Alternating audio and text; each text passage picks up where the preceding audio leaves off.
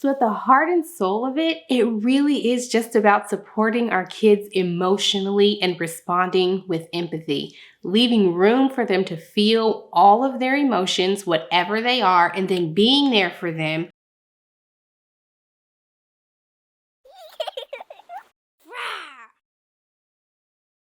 Hey, it's Shandis from Gigglezilla.com, and I am passionate about helping parents and caregivers build a toolkit that they can use to take care of their kids. Let's talk about how you can build your child's emotional intelligence. Most of us know about IQ, which is intellectual intelligence and really relates to how they perform on tests. Emotional IQ actually has to do with how they understand and manage their own emotions. So one of the first things you have to do, and this is going to require work on your part, is to understand your own emotions. Understand how you were raised and how that impacted how you respond to people emotionally and how you manage and regulate your own emotions. How do I feel emotionally? What do I do when I get angry or when I get sad or when I get frustrated? And how do I reteach and recondition my thinking so that I can be there for my child when they need me emotionally? The first thing you can do to build your child's emotional intelligence is to respond to them with empathy. I don't know about you, but when I grew up, I don't think there was as much brain science around emotional intelligence, empathy, resilience, trauma, that sort of stuff. So I know that our parents did the best that they could do, right?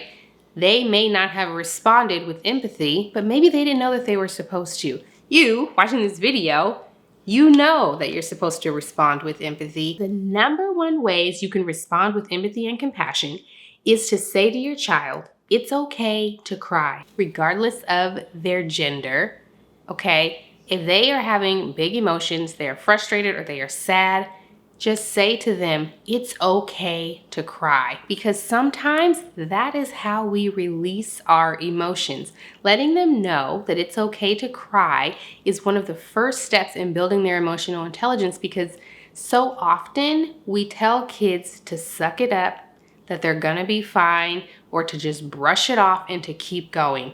That does the opposite of building their emotional intelligence. That teaches them to suppress and to push down whatever it is they are feeling. Everybody cries, and it's okay to cry.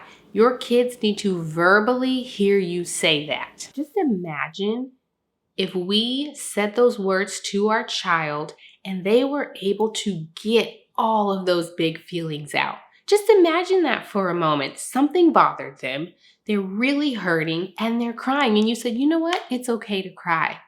If I would have heard those words as a child, I feel like I maybe wouldn't have struggled as hard as I did with depression and with low self-esteem, because I would have been able to say the things that were on my mind, say the things that were on my heart, and have somebody tell me, Shandis, it's okay to feel that way.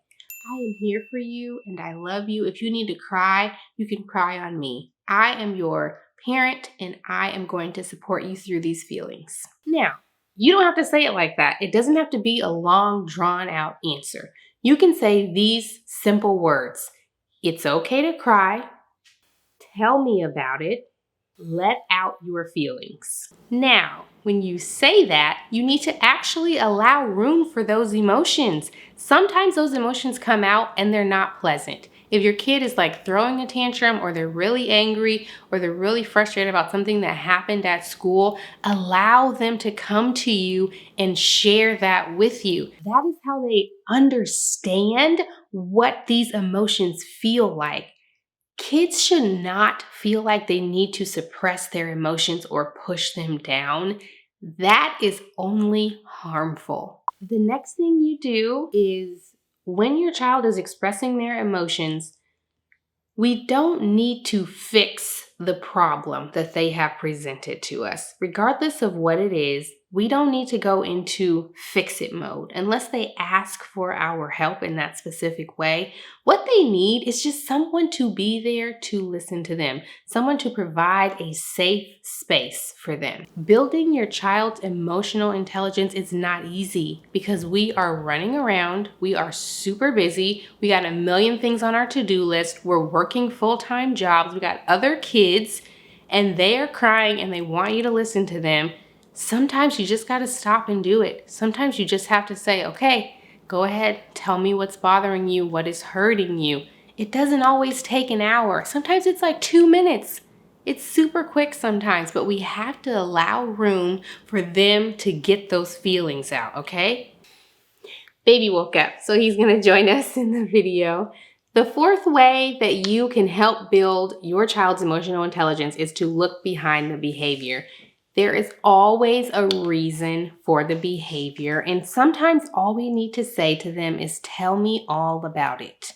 Whatever they're feeling, tell me all about it. Even when this little guy is crying and he can't really talk yet, he'll come to me crying and fussing, and I'll say, come on, tell me all about it. And he'll say, crying and fussing, and then within 2 minutes, he's fine. And I always tell him that it's okay to cry. So there's got to be a reason behind what your children are feeling.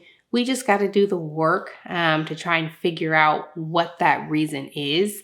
And like I said, this is not easy. This is not for the faint of heart, but it's not impossible. Like, you can do it. You can start today building your child's emotional intelligence. So at the heart and soul of it, it really is just about supporting our kids emotionally and responding with empathy, leaving room for them to feel all of their emotions, whatever they are, and then being there for them regardless of how they respond. The most beautiful part about allowing room for our kids to feel all of their emotions is that when they grow up, they will have a better understanding of how to regulate their emotions. They'll have a better understanding of their emotions, and they will go into this world more equipped and more solid and more well-rounded. When I worked in recruiting, I heard lots of managers say, like, I can teach those hard skills, but I can't teach the soft skills. The soft skills are learning to work well with people, self-control, learning to control your emotions, having empathy for others, being a kind person. Like, you can't teach those skills on the job. Of course, if someone has a high IQ and they're missing all the empathy or the emotional intelligence, for me, it's kind of like, well, what is the point? I don't really want to be around people who aren't kind or around people who aren't empathetic. You might, but I don't. So I want to raise a kid that other people want to be around, right? I want him to be himself completely 100% of the time. And I also want him to be empathetic and compassionate toward others. I got to show it to him first. You got to show it to your kids first. That is how they will learn it. If you're not interested in having emotionally intelligent kids, then you just keep on the road that you're on and keep going, and they'll be fine. But in my mind, I like to think about a world where kids are empathetic toward one another, they are comfortable expressing themselves, and they understand how to control their emotions. And the best way to do that is to help them learn about emotional intelligence, even when they're tiny babies. If you found any value in this video at all, subscribe to this channel. This term came from Daniel Coleman, actually from a book he wrote right here. It's called Daniel Coleman, Emotional Intelligence, Why It Can Matter More Than IQ.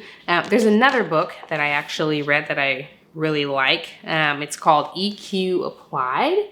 So basically it's how you use emotional intelligence in the real world, which I love. I mean, you read these books and it's like, well, what am I supposed to do with this information now? EQ Applied really talks about that. It breaks down the different parts of emotional intelligence and then what they look like if you use them in the real world. And learning to use your emotional intelligence in the real world is really what it's about. That's why we start teaching our children about their emotions, how to manage them when they're younger, so that when they grow up and go out into the real world, they have a better understanding of their emotions. They understand how to manage their emotions.